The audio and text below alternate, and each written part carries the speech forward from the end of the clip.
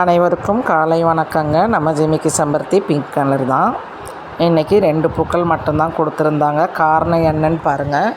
மரம் மாதிரி வந்த நம்ம செடி மாதிரி ஆக்கிட்டோம்.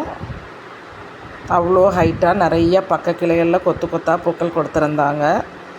சரி, நம்ம இந்த மழை சீசனில் நம்ம கட் பண்ணி விட்டு மற்ற கட்டிங்ஸ் எடுத்து வைக்கலான்ற ஒரே நோக்கத்தோடு, காரணம் வளர்ந்துச்சுன்னா மற்றவங்களுக்கு ஷேர் பண்ணலான்ற ஒரே காரணம்தாங்க.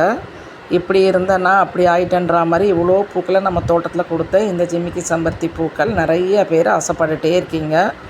உங்கள் ஆசையை நிறைவேற்றணுன்ற ஒரே நோக்கத்தோடு நான் கட்டிங்ஸ் எடுத்து வச்சுருக்கேங்க. 5 கட்டிங்ஸ் போட்டிருக்கேன். ஒன்று ரிசல்ட்டு கிடைச்சா கூட எனக்கு சந்தோஷந்தாங்க.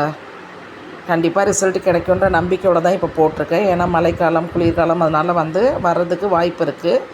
ஒருவேளை இந்த செடி கட்டிங்ஸில் வளரலைன்னா இந்த சீசனில் கண்டிப்பாக வளராதுங்க.